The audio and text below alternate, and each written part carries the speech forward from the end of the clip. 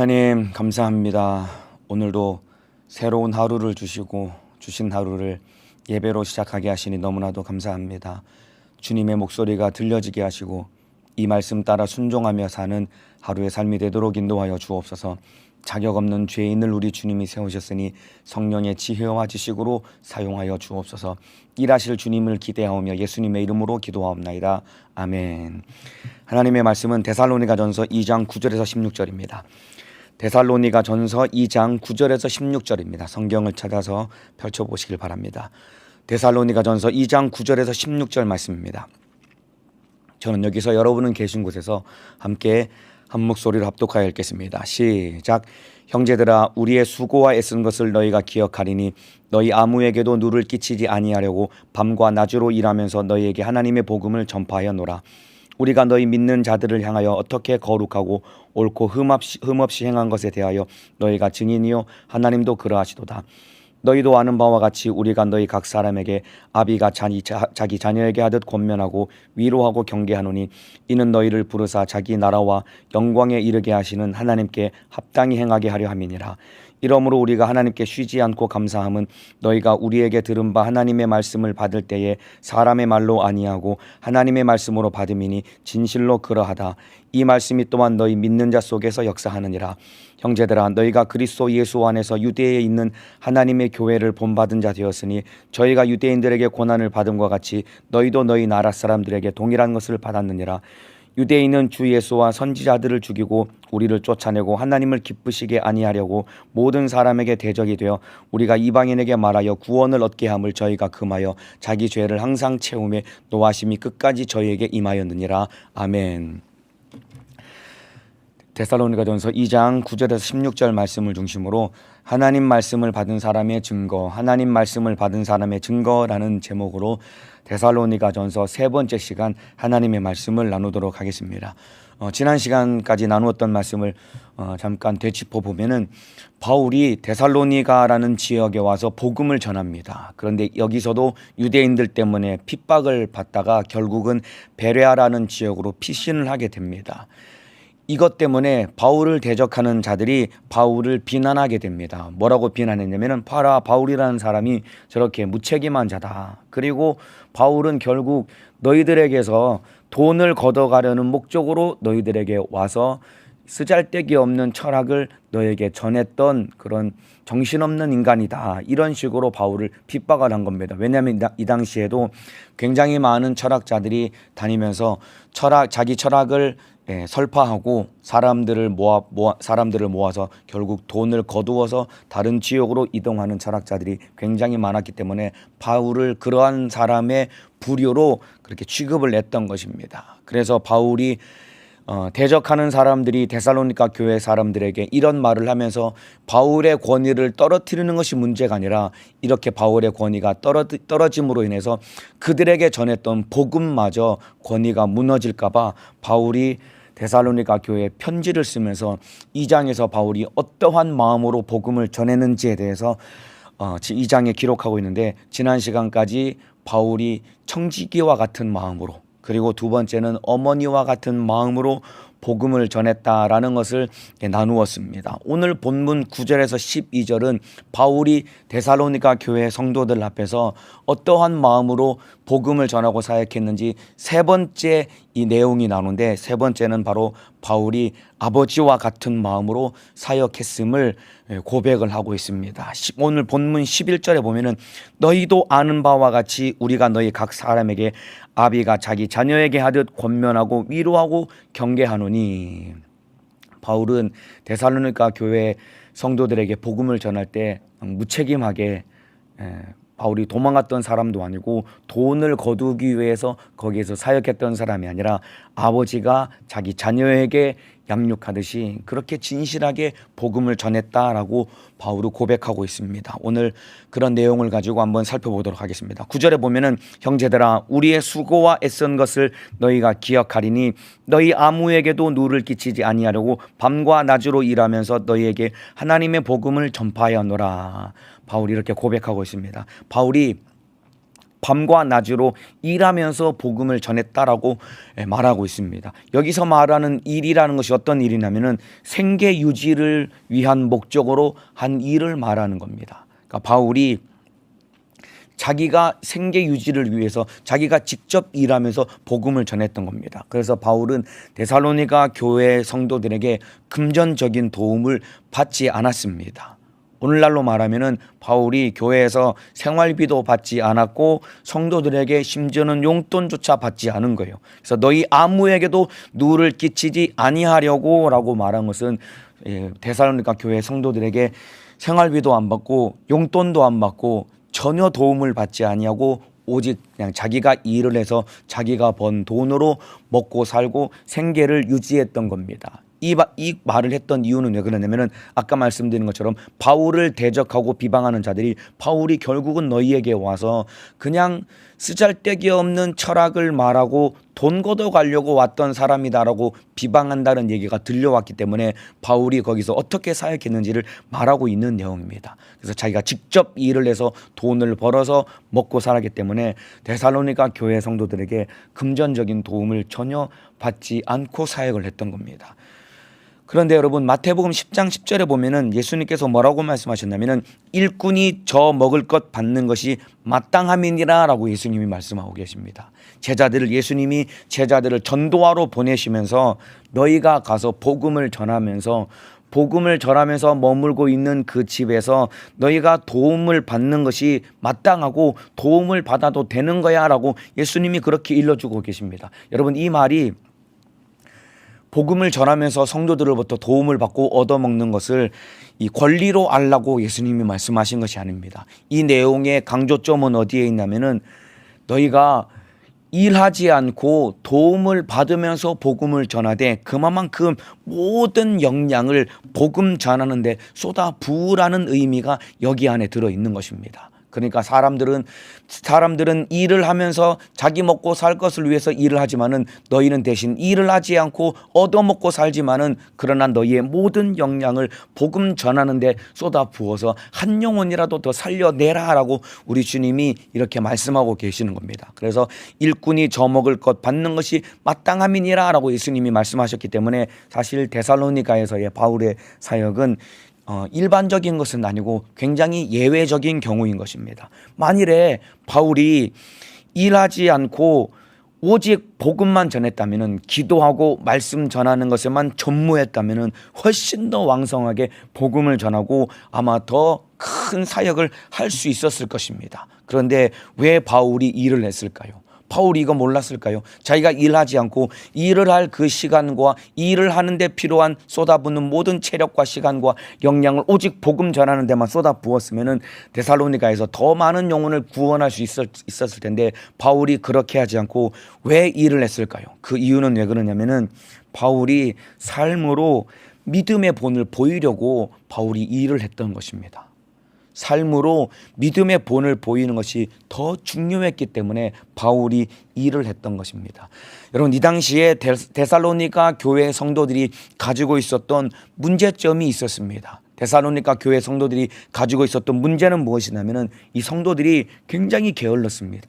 그래서 일을 하지 않는 그런 사람들이 많았고 데살로니가 교회 안에 성도들이 일을 하지 않는 문제가 있었던 겁니다. 여기서 말하는 일은 교회에서 충성하고 전도하고 교회에서 사역을 말하는 것이 아닙니다. 자기가 먹고 살기 위해서 생계를 유지하기 위해서 일을 해야 되는데 이런 일을 하지 않는 게으른 사람들이 굉장히 많았습니다. 이 내용은 데살로니가 후서 3장 7절에서 13절에 보면은 바울이 또 한 번의 편지를 쓰면서 한 번 더 강조하는 내용이 기록되어 있는데 데살로니가 교회 성도들은 게으르고 나태해서 일을 하지 않았습니다.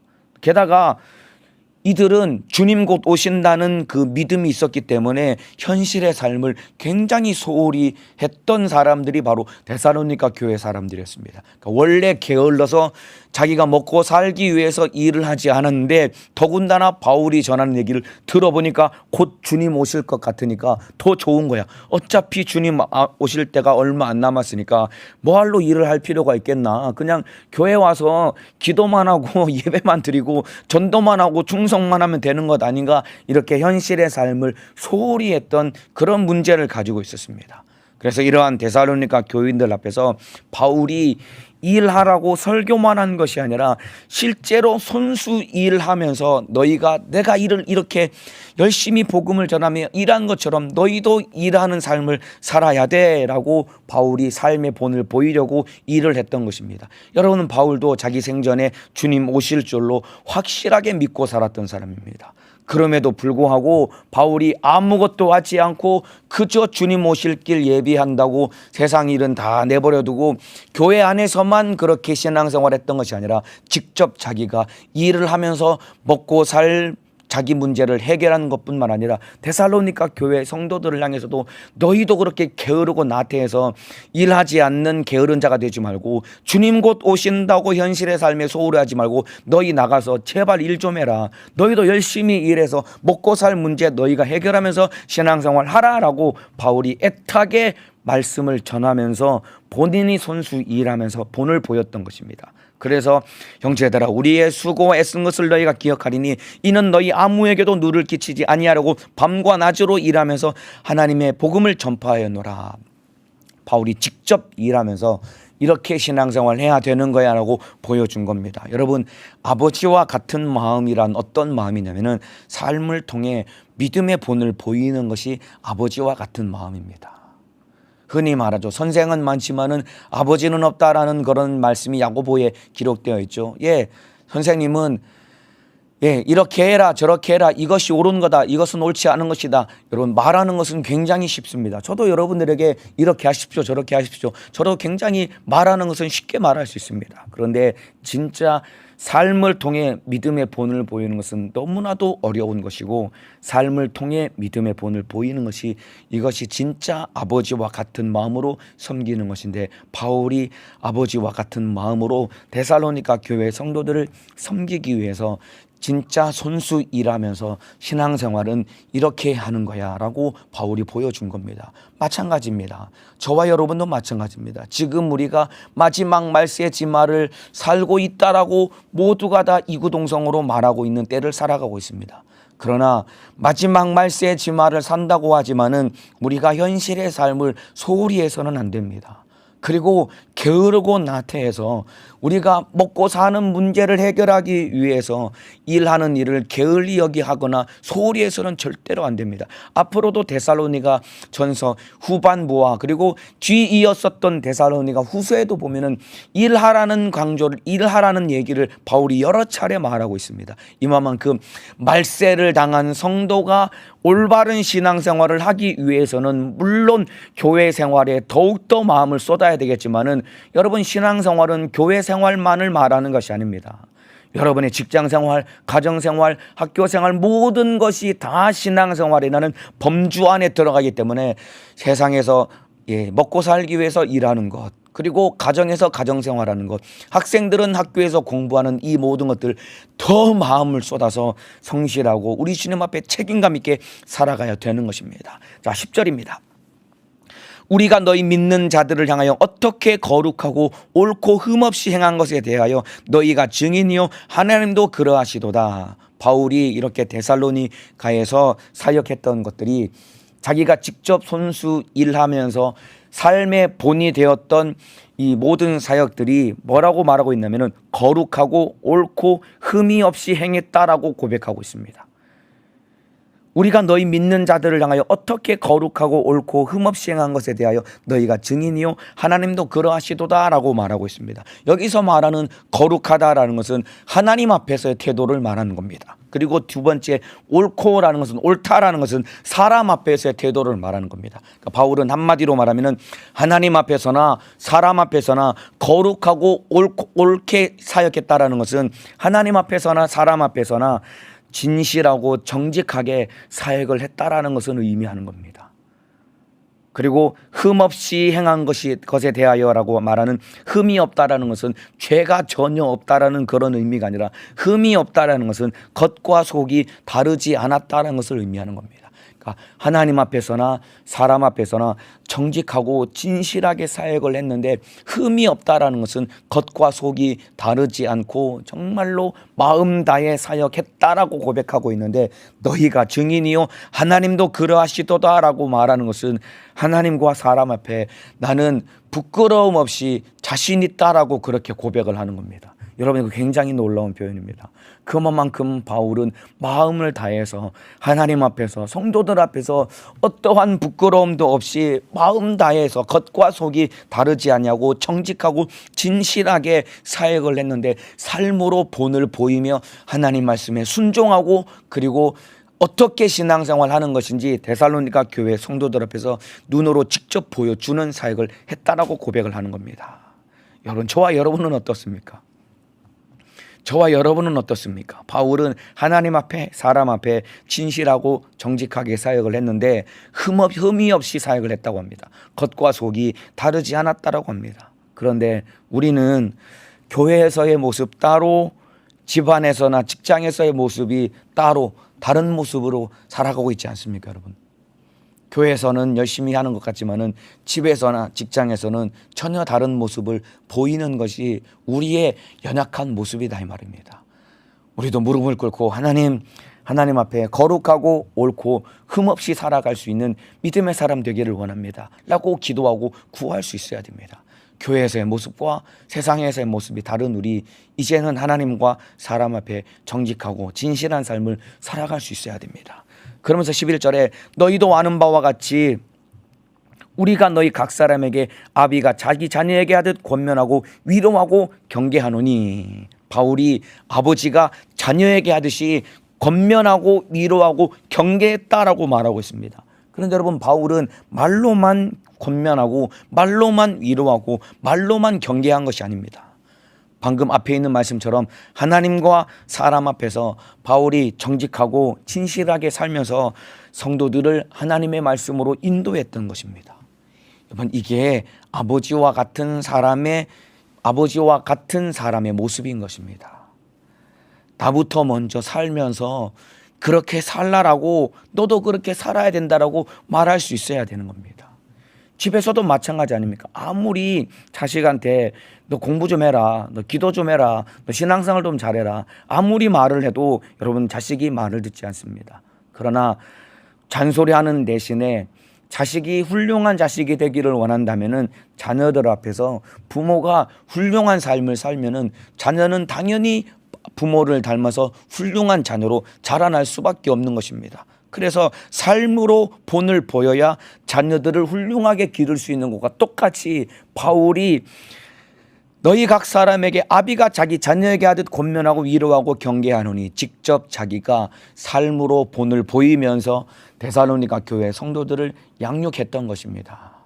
이와 마찬가지입니다. 우리가 가정에서 자녀를 양육하고 또 우리가 직분을 맡아서 내게 맡겨두신 영혼들 섬기며 또 살려낼 때 말로 잔소리할 것인데, 말로 잔소리는 누구나 다 할 수 있는 것입니다. 그런데 진짜 한 사람을 세우고 진짜 한 사람을 하나님의 사람으로 만들어내기 위해서는 나부터 그렇게 살면서 너도 그렇게 살아야 된다라고 말로 할 것이 아니라 삶으로 보여줄 수 있어야 되는 것입니다. 사실 이 말씀을 읽으면서 제가 저의 삶을 돌아보았거든요. 참 너무 많이 부끄럽기도 하고, 주님 뜻대로 한 영혼을 섬기고 살려내는 것이 너무나 어려운 것이구나라는 것을 다시 한번 생각하고, 제가 하나님 앞에 저의 신앙생활과 하나님 앞에 어떻게 사역해야 되는지에 대해서 제가 다시 한번 깊이 돌아보았습니다. 여러분, 바울이 얼마나 고단하고 힘들었겠습니까?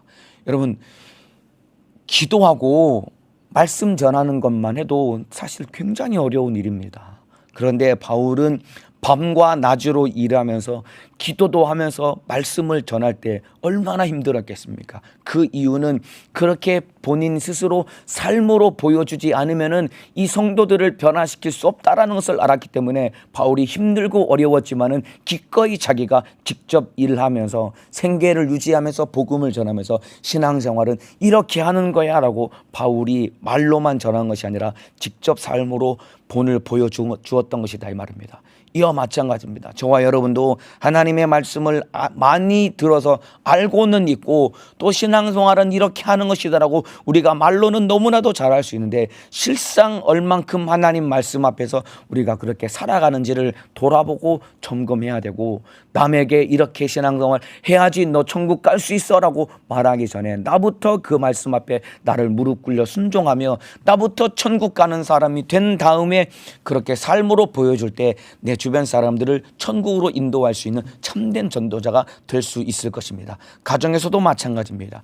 진정한 부모가, 훌륭한 부모가 되기 위해서는 삶으로 자녀들 앞에 부끄럽지 않은 삶을 살아갈 때 그렇게 훌륭한 부모가 될 수 있고 내 자녀를 훌륭하게 길러낼 수 있는 것입니다. 자, 그러면서 12절에 보면은 이는 너희를 부르사 자기 나라와 영광에 이르게 하시는 하나님께 합당히 행하게 하려 함이니라. 바울이 양육한 목적이 여기 기록되어 있습니다. 바울이 권면하고 위로하고 경계한 목적, 바울이 성도들 앞에서 거룩하고 옳고 흠없이 행하면서 바울이 성도들을 권면하고 경계하고 위로했던 모든 목적은, 한마디로 말하면 바울이 양육한 모든 목적은 데살로니가 교회 성도들이 하나님께 합당하게 살게 하려고 이 모든 일을 행한 것이다 이 말입니다. 하나님께 합당하게 행하게 하려고 바울이 데살로니가 교회 성도들을 양육했는데, 여러분, 하나님께 합당하게 행한다는 것이 어떤 것일까요? 저와 여러분이 하나님 앞에 합당한 삶을 살아야 되는데, 하나님 앞에 합당하게 행한다는 것은 한마디로 말하면 하나님의 자녀다운 삶을 사는 것입니다. 바꿔 말하면, 또 다시 말하면 하나님 앞에 합당한 삶을 산다는 것은 지으신 그대로 창조하신 목적대로 살아가는 것이 하나님 앞에 합당한 삶을 살아가는 것입니다. 저와 여러분이 범죄함으로 하나님과의 관계가 깨어지고 하나님의 뜻대로 살지 않는 사람으로 전락되어 버린 것이 범죄한 우리 인간의 비참한 모습인데, 바울이 그토록 애타는 마음으로 데살로니가 교회 성도들을 양육하고 복음을 전했던 이유는 지으신 그 모습 그대로 창조하신 목적대로 살게 하려고 바울이 애타게 복음을 전했고, 결국은 하나님의 자녀다운 삶을 살게 하려고 이렇게 진실하게 복음을 전했던 것입니다. 그래서 바울도 하나님을, 예수 그리스도를 만난 이후에 하나님의 자녀이기 때문에 하나님 앞에 정직하고 진실한 자녀다운 삶을 살았고, 그리고 데살로니가 교회 성도들을 자녀답게 살게 하려고 그렇게 애타게 복음을 전했던 것입니다. 이와 마찬가지입니다. 저와 여러분이 말씀을 듣고 우리가 신앙생활을 하고 우리가 기도하고 소위 말해서 영적 생활하는 모든 이유와 목적은 무엇이냐면 하나님의 자녀다운 삶을 살기 위해서 우리가 신앙생활을 하는 것입니다. 하나님께 합당하게 행하기 위해서 신앙생활하는 것인데, 지으신 그 모습 그대로 창조하신 목적대로 살아가야 되는 것입니다. 하나님의 영광을 위해서 하나님이 지으신 목적대로 하나님의 자녀다운 삶을 살아가시기를 예수님의 이름으로 축복합니다. 자, 그리고 그러면서 13절에 보면은 이러므로 우리가 하나님께 쉬지 않고 감사함은 너희가 우리에게 들은 바 하나님의 말씀을 받을 때에 사람의 말로 아니하고 하나님의 말씀으로 받음이니 진실로 그러하다. 이 말씀이 또한 너희 믿는 자 속에서 역사하느니라. 이 데살로니가 교회 안에서 또 하나 참 이 귀하고 이 감사했던 것은 무엇이냐면, 굉장히 귀하고 가치 있던 것이 무엇이냐면은, 여러분, 데살로니가 교회 성도들이 바울의 말을 하나님의 말씀으로 받았다라고 말하고 있습니다. 데살로니가 교회 안에 굉장히 또 하나 귀했던 것이 무엇이냐면은, 이 성도들이 바울의 말을 하나님의 말씀으로 받은 거예요. 여기 보면은 이 너희가 우리에게 들은 바 하나님의 말씀을 받을 때에 사람의 말로 아니하고 하나님의 말씀으로 받음이니, 바울을 통해 전해지는 그 복음을 사람의 말로 받지 않고 하나님의 말씀으로 받았다라고 하는데, 이것이 데살로니가 교회 성도들이 가지고 있었던 아주 귀하고 소중한 것 중에 하나인 것입니다. 여러분, 이 전하는 사람의 영향력도 중요하지만은 듣는 사람의 태도 또한 굉장히 중요합니다. 이 사실 인정하시면 아멘 하시겠습니다. 전하는 자의 영향력도 중요하지만은 지금 말씀을 듣는 여러분의 태도 또한 굉장히 중요합니다. 그래서 지금 졸고 계신 분, 그리고 멍하게 앉아 계신 분들은 빨리 정신 차리고 귀 기울여 말씀을 잘 들으시길 바랍니다. 여러분, 전하는 사람의 영향력도 중요하지만은 듣는 사람의 태도가 또한 굉장히 중요한 것입니다. 데살로니가 교회 성도들이 바울을 통해 전해지는 이 복음을 하나님의 말씀으로 받았다는 겁니다. 여러분, 하나님의 말씀으로 받은 증거가 무엇이냐면은, 여기 데살로니가 교회 성도들이 바울을 통해 전해지는 말씀을 하나님의 말씀으로 받았다는 증거가 두 가지가 나오는데, 첫 번째가 무엇이냐면은 13절 후반부에 이 말씀이 또한 너희 믿는 자 속에서 역사하느니라 라고 기록하고 있습니다. 하나님의 말씀으로 받았기 때문에 이 말씀이 너희 믿는 자 속에서 역사하고 있다라고 바울이 고백하고 표현하고 있습니다. 하나님의 말씀이 데살로니가 교회 성도들 안에서 역사했다라고 말하고 있습니다. 여러분, 짧은 시간 동안에 바울이 데살로니가 지역에서 사역을 했습니다. 대략 한 3개월 내지 4개월 정도 짧은 시간 동안 여러분 바울이 복음을 전했는데, 데살로니가 교회 성도들은 짧은 시간 동안 복음을 들었지만은 그 말씀을 하나님의 말씀으로 받았기 때문에 그 말씀이 데살로니가 교회 성도들 안에서 일함으로 인해서, 역사함으로 인해서 그들이 하나님의 자녀다운 삶을 살았던 거예요. 그들이 복음을 받아들이고 그들의 삶이 변화되었다 이 말입니다. 하나님의 말씀을 어떠한 태도로 듣느냐에 따라서 그 말씀이 그 속에서 일하느냐 일하지 않느냐는 전하는 자의 영향력도 중요하지만은 듣는 자의 태도가 굉장히 중요한 것입니다. 보세요. 똑같이 말씀을 듣고 똑같이 신앙생활을 해도 변화되는 사람이 있고 그렇지 않은 사람이 있습니다. 이거 여러분 교회 안에서 많이 보는 것 아닙니까? 똑같이 하나님의 말씀을 듣고 다 같이 신앙생활 하는데, 누구는 같은 말씀을 듣고 완전히 변화되어서 하나님의 뜻대로 사는 사람, 하나님 앞에 합당하게 행하는 사람이 있는데, 아무리 오래 다니고 아무리 말씀을 들어도 전혀 변하지 않는 그런 사람이 있습니다. 똑같이 말씀을 듣고 기도해도 문제가 해결되는 사람이 있고 그렇지 않은 사람이 있습니다. 왜 그럴까요? 말씀을 듣는 사람의 태도가, 어떤 태도를 가지고 말씀을 들었다가 거기서 결정되는 것이다 이 말입니다. 여러분, 설교를 누가 하느냐도 굉장히 중요하지만은 내가 그 말씀을 어떻게 듣느냐에 따라서 은혜가 되고 그 말씀이 일을 하는 겁니다. 그래서 듣는 귀가 복되어야 됩니다. 우리가 날마다 기도해야 될 것은, 하나님, 나에게 참으로 들을 수 있는 복된 귀를 허락하여 주옵소서. 나에게 무엇을 말씀하실지라도 그 말씀을 내가 아멘하고 받아들이고 그 말씀대로 순종할 수 있는 사람 되기를 원합니다 라고 기도할 수 있어야 됩니다. 여러분, 하나님의 말씀이 나를 통해 역사하시도록 순종하는 사람 되도록 기도해야 됩니다. 듣는 귀가 복되어야지 여러분 어떤 말씀을 들을지라도 그 말씀이 내 속에서 일하고 그 말씀대로 역사를 일으키고 하나님의 뜻을 이룰 수 있는 것이다 이 말입니다. 데살로니가 교회 성도들은 바울을 통해 전해지는 이 복음을 하나님의 말씀으로 받았다라고 말하고 있습니다. 여러분은 어떻습니까? 우리가 엄청나게 많은 설교를 듣고 있지 않습니까? 그런데 많은 설교를 듣지만은 결국은 그 말씀을 하나님의 말씀으로 받지 않고 하나님의 말씀으로 듣지 않으니까 그 말씀이 일하지 않는 거예요. 그 말씀이 역사하지 않는 겁니다. 하나님 말씀 앞에 참으로 겸손하고 정직하고 진실하고 그리고 순수한 자가 되어서 무엇을 말씀하실지라도 그 말씀을 듣고 아멘할 수 있어야 되고, 듣는 귀가 복될 수 있어야 됩니다. 누가 말씀을 전할지라도 그 말씀을 하나님의 목소리를 듣고 아멘할 수 있어야 됩니다. 어쩌면 우리가 너무 듣는 귀가 교만해져서, 그리고 너무 많이 들어놓아서 아는 거는 많아가지고 말씀을 들으면서 그 말씀을 내가 판단하고 앉아 있는 거예요. 너무 귀가 교만해서 말씀을 들어도 그 말씀을 판단하고 받아들이지 않기 때문에 우리가 하나님의 말씀이 우리 속에서 일하지 못하는 것이다 이 말입니다. 이 말씀이 또한 너희 믿는 자 속에서 역사하느니라. 하나님의 말씀은 살아있고 운동력이 있다고 합니다.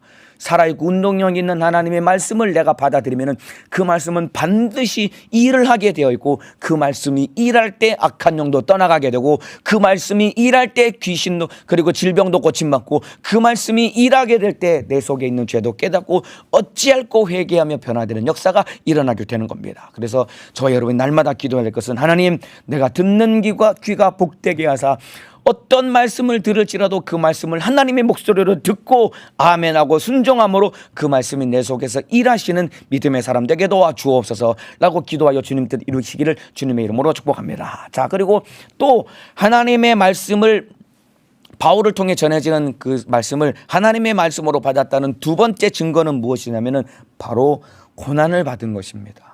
여러분, 하나님의 말씀을 받고 그 말씀에 순종하면은 그 말씀이 우리 속에서 일하기도 하지만은 또한 하나님의 말씀이 일하실 때 우리가 고난도 함께 받게 되는 겁니다. 이어서 14절에 보면, 형제들아, 너희가 그리스도 예수 안에서 유대에 있는 하나님의 교회들을 본받은 자 되었으니 저희가 유대인들에게 고난을 받음과 같이 너희도 너희 나라 사람들에게 동일한 것을 받았느니라. 예루살렘 교회가 유대인들에게 모진 핍박을 받았습니다. 이와 똑같이 데살로니가 교회 성도들도 자기 나라 민족들에게 핍박을 받고 있다라고 바울이 그렇게 이 편지를 쓰고 말하고 있는 겁니다. 여러분, 움직이면은 저항이 생기는 것과 똑같이 살아 운동력 있는 말씀이 역사하고 일하실 때 똑같이 저항이 생기게 되는데, 바로 이것이 고난과 핍박인 것입니다. 하나님의 말씀을 받아들이고 그 말씀이 내 속에서 일하시고 역사하고 내가 그 말씀을 따라 순종하며 나아갈 때, 여러분, 물건이 움직이면 저항이 생기는 것과 똑같이 내 속에서 말씀이 역사할 때 엄청난 저항이 생기는데, 바로 사단의 역사가 방해하게 되는 겁니다.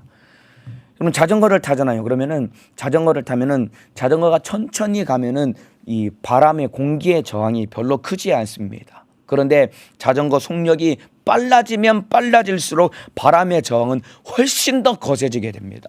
여러분, 우리가 보통 걸어갈 때는 바람의 저항을 크게 느끼지 못합니다. 왜냐하면 사람이 걷는 속도가 기껏 해봐야 시속 4km 내지 5km밖에 안 되거든요. 그런데 자전거를 타고 시속 20km, 30km, 40km를 달리며 빨라지면 빨라질수록 엄청난 공기 저항 때문에 굉장히 나아가는데 힘들어지게 됩니다. 똑같습니다. 살아 운동력 있는 하나님의 말씀이 내 속에서 일하고 일하시는 하나님의 말씀을 따라 내가 순종하며 나아가고 움직이게 되면 반드시 저항이 생기게 되는데, 누가 저항하냐면 바로 사단이 저항을 하고 방해하는데, 이것이 바로 눈에 보이고 드러나는 핍박과 환난을 통해 이 악한 원수가 하나님의 뜻대로 사는 일을 방해하는 것이다, 이 말입니다. 여러분, 데살로니가 교회 성도들이 하나님의 말씀을 받아들였고 그 말씀대로 움직이니까 말씀대로 산다는 증거로 그들 앞에도 고난과 핍박이 일어나는 것이다, 이 말입니다. 여러분, 신앙생활을 진짜 제대로 하면은 핍박과 고난을 받게 되는 것인데, 이것은 당연한 것입니다. 진짜 하나님 말씀 안에서 제대로 신앙생활을 하면은 핍박을 당하고 고난을 당할 수밖에 없는데, 이것은 어찌 보면은 당연한 것입니다. 내가 핍박을 당하고 있고 환난을 당하고 있다라고 한다면은 이 환난과 핍박 앞에 좌절하고 낙심할 것이 아니라 내가 주님 뜻대로 살고 있구나라는 것을 깨닫고 더 주님 말씀 붙들고 신앙생활, 영적 생활의 승리자가 되어야 됩니다. 물론 내가 덕이 없고 내가 지혜가 없어서 당하는 핍박은, 이거는 나 스스로를 돌아보고 내가 덕이 없는 내 모습을 고쳐야 되겠지만은, 정말 하나님의 말씀 안에서 순종하며 산다라고 한다면은 핍박을 피할 수 없는 것입니다. 그래서 오늘 제목이 하나님 말씀을 받은 사람의 증거라고 했습니다. 하나님의 말씀을 받고 그 말씀이 내 안에 있다라고 한다면은 그 말씀은 내 안에서 일하면서 하나님의 역사를 이루게 되어 있는 것입니다. 여러분의 신앙생활은 어떠십니까? 예배도 드리고 신앙생활하고 있는데 진짜 살아 운동력 있는 하나님의 말씀이 여러분 안에서 일하고 있는 것을 여러분의 삶을 통해서 경험하고 계십니까? 그리고 말씀이 일하시고 내 안에서 일한다고 한다면은 그 말씀이 일하심을 통해서 악한 원수가 저항을 하고 고난과 핍박과 어려움을 겪고 있는데, 여러분의 삶과 신앙생활은 어떠하십니까? 내가 정말 하나님의 말씀을 받은 사람인지, 그리고 그 말씀이 내 안에서 일하고 있는 사람인지 여러분 스스로를 잘 점검하시고 참된 하나님의 말씀을 받아들이고 그 말씀 안에서 합당하게 행하며 지으신 그대로 창조하신 목적대로 사는 믿음의 사람 되시기를 예수님의 이름으로 축복합니다. 자, 나머지 3장 2장 마지막을 살펴보도록 하겠습니다. 17절에 형제들아 우리가 잠시 너희를 떠나는 것은 얼굴이요 마음은 아니니 너희 얼굴 보기를 열정으로 더욱 힘썼노라. 바울이 데살로니가를 떠나서 지금 고린도에서 편지를 쓰고 있는 것입니다. 몸은 데살로니가를 떠나서 고린도에 있지만은 마음은 그들과 함께 있고 너희 얼굴을 내가 너무나 보고 싶다라고 그렇게 표현하고 고백하고 있는 겁니다. 바울이 비록 몸은 떨어져 있었지만은 마음은 함께 있다라고 고백하면서 또한 다시 너희를 참으로 보기를 갈망하고 있다라고 바울이 그렇게 말하고 있는 것입니다. 너희 얼굴 보기를 열정으로 더욱 힘썼노라. 여러분, 우리가 잠시 너희를 떠난 것은 얼굴이요 마음은 아니니라고 말한 것은 몸은 떨어져 있지만은 마음은 함께하고 있다라고 그렇게 바울이 고백하고 있는 겁니다. 여러분, 마음이 함께하는 것이 굉장히 중요한 것입니다. 여러분, 같이 살면서 얼굴은 매일 봐도 마음 떠나면은 사실 하나가 아닙니다. 집안에서 식구들도 마찬가지 아닙니까? 부부간에도 마찬가지 아닙니까? 함께 살을 맞대고 매일 얼굴 보며 살면서도 마음 떠나면은 사실 하나가 아닌 것입니다. 마음이 하나가 되어야 됩니다. 그래서 마음이 하나 되기 위해서 사실은 가족들 간에 대화를 많이 하고 마음을 많이 나누어야 됩니다. 특별히 남편과 아내와 이 부부 간의 관계 속에 정말로 대화를 많이 해야 됩니다. 그리고 특별히 부모와 자녀 간의 관계 속에도 대화를 많이 해야 됩니다. 먹고 살기 바쁘고 사는 게 힘드니까, 그리고 늘상 같이 있으니까 어찌 보면은 가족 간의 대화가 끊어지는 것이 참 이게 늘 일상화되고 일반화될 수 있는데, 사실은 마음이 하나 되기 위해서는 대화를 많이 하고 마음을 많이 나누는 것이 굉장히 중요합니다. 그런데 가족들과의 관계를 더욱더 하나 되게 하는 것은 무엇이냐면 바로 기도입니다. 기도. 가족들이 기도의 끈으로 하나 되어야 됩니다. 남편은 아내를 위해서 기도하고, 아내는 남편을 위해서 기도하고, 부모는 자식들을 위해 기도하고, 자식들은 부모를 위해 기도하고, 형제간에 서로 기도함으로 기도의 끈으로 하나 되어야 가족 간에 더욱더 하나 될 수 있는 것이다 이 말입니다. 그래서 같이 사는 가족이라도 기도하지 않으면 영적으로 하나 되지 못하는 것입니다. 그래서 이 마음이 하나 되는 것이 너무나 소중하기 때문에 서로 기도하고 그리고 같이 마음을 나누고 대화하는 것이 굉장히 소중합니다. 요즘 코로나 때문에 소위 말해서 비대면이 굉장히 일반화되고 일상화되었습니다. 그래서 성도 간에도 몸도 많이 멀어지고, 몸이 멀어지니까 마음도 차츰차츰 멀어지는 일들이 지금 굉장히 많이 일어나고 있고, 이 얼굴을 보지 못하고 몸이 멀어졌기 때문에 마음까지 멀어진 것이 골이 굉장히 깊어졌습니다. 그래서 몸은 떨어져 있을지라도 마음만은 하나 되기 위해서 더욱더 성도 간에 서로 기도하며 잘 섬기는 사람이 되어야 됩니다. 이제 곧 코로나가 끝나간다고 합니다. 그러면은 다시 다 돌아와서 예배 잘 드리고 신앙생활 잘 해야 되는데, 그러기 위해서는 서로가 기도하며 정말로 마음이 하나 되는 것이 너무나 소중합니다. 영혼을 맡아서 섬기는 우리 모든 직분자들, 내가 영혼은 맡지 않았다고 할지라도 내가 전도한 사람들이 있고, 내가 기관에서 신앙생활할 때 같이 성도 간의 기관 식구들과 부원들과 함께 하나 되기 위해서는 그들을 위해서 기도할 수 있는 믿음의 사람 되시기를 예수님의 이름으로 축복합니다. 18절에 그러므로 나 바울은 한 번 두 번 너희에게 가고자 하였으나 사단이 우리를 막았도다. 바울이 그 데살로니가 교회 성도들을 너무나 보고 싶어서 한 번 두 번 가고자 했으나 사단이 우리를 막았도다라고 기록하고 있습니다. 바울이 데살로니가 교회에 여러 차례 가고자 했는데 못 갔습니다. 못 간 이유는 무엇이냐면은 구체적인 이유를 밝히고 있지 않지만은 바울은 문제의 원인을 분명히 알고 있었습니다. 바로 사단의 역사다라는 것을 바울이 분명히 알고 있었습니다. 사단이 우리를 막았도다. 가기를 굉장히 바랬는데 사단이 우리를 막았도다. 사단의 역사 때문에 못 간 겁니다. 바울이 문제의 원인을 정확히 알고 있었던 사람입니다. 에베소서 6장 12절에 보면은 우리의 씨름은 혈과 육에 대한 것이 아니요 정사와 권세와 이 어두움의 세상 주관자들과 하늘에 있는 악의 영들에 대함이라.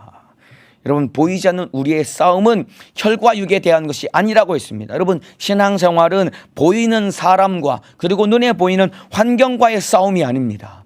눈에 보이지 않는 이 영적인 이 세력들과의 싸움이 진짜 영적 생활이고, 이것이 진짜 신앙생활의 본질의 모습인 것입니다. 이것을 알아야 기도로 이길 수 있는 것입니다. 우리가 사람 때문에, 환경 때문에, 여러 가지 많은 눈에 보이는 것들 때문에 우리가 신앙생활이나 영적 생활을 못한다라고 우리 스스로 합리화할 수 있지만, 사실 그 이면에 보이지 않는 사단의 역사, 이 정사와 권세와 이 어두움의 주관자들, 이 악한 영들이 가로막고 있기 때문에 신앙생활을 못하고 있고 방해받고 있다는 것을 분명히 알아야 우리가 기도로 이길 수 있는 것입니다. 보이지 않는 영적 세계를 바로 알고 이기며 승리하시기를 예수님의 이름으로 축복합니다. 자, 마지막 2장 19절 마지막입니다. 우리의 소망이나 기쁨이나 자랑의 면류관이 무엇이냐? 그의 강림하실 때에 우리 주 예수 앞에 너희가 아니냐? 너희는 우리의 영광이요 기쁨이니라.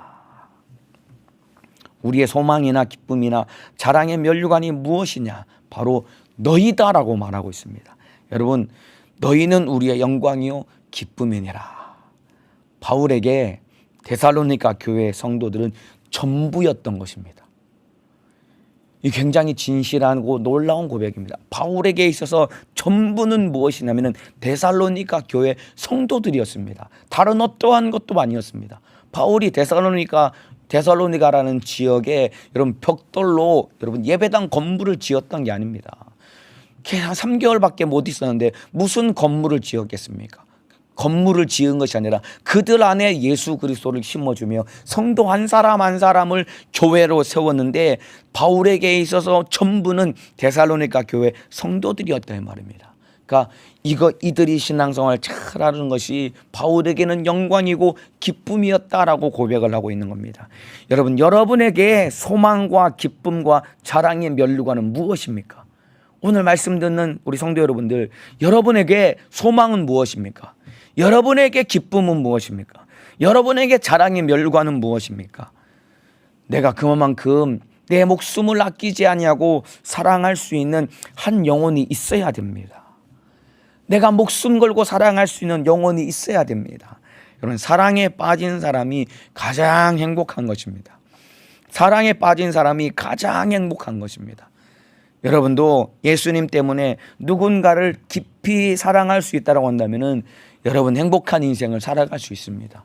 사랑에 빠진 사람, 여러분 얼굴 보면 행복한 것 아닙니까? 결혼을 앞둔 예비 신랑 신부들 바라보면 너무 행복해 보이거든요. 왜냐하면 그들은 깊은 사랑에 빠졌기 때문입니다. 이와 똑같이 영적으로 내가 누군가를 깊이 사랑하고 한 영혼을 깊이 사랑할 수 있다고 한다면 그 사람은 행복하게 살아갈 수 있는 것입니다. 영혼을 맡아 섬기는 우리 직분자들, 내게 맡겨주신 영혼을 깊이 사랑하며 참된 행복을 누리시기를 바랍니다. 그리고 우리 모든 성도 여러분들, 멀리 있는 사람이 아니라 내 남편, 내 아내, 내 부모, 형제, 자녀들의 영혼을 깊이 사랑하며 그들을 위해서 기도하고 그들을 진실하게 섬겨보시길 바랍니다. 그렇다면 여러분 안에 진실한 행복과 기쁨과 감사와 영광이 넘쳐나게 될 것입니다. 이러한 믿음의 사람 되시기를 예수님의 이름으로 축복합니다. 기도하겠습니다. 기도합니다.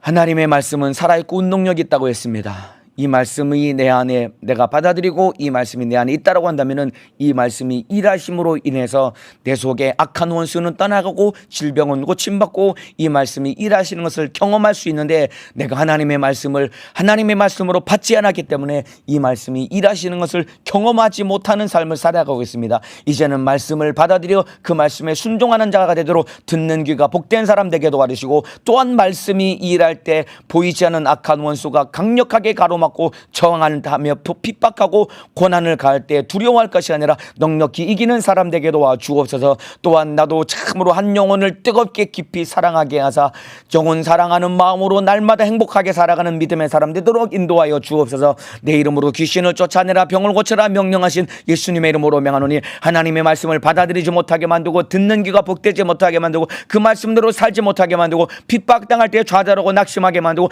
영혼을 사랑하고 섬기지 못하게 만드는 이 못된 원수 귀신 질병아 예수님의 이름으로 명하노니 떠나갈지어다. 예수님의 이름으로 명하노니 떠나갈지어다. 떠나갈지어다. 떠나갈지어다. 떠나갈지어다. 떠나갈지어다. 우리 주님 나간 귀신은 다시는 들어오지 않게 하시고 우리 성도들 믿음 가지고 오늘 하루도 하나님 말씀 붙들고 승리하게 하시고 주의 사자도 강건하게 사용하여 주옵소서. 두 손 높이 들고 주여 삼창하고 기도하시겠습니다. 주여 주여 주여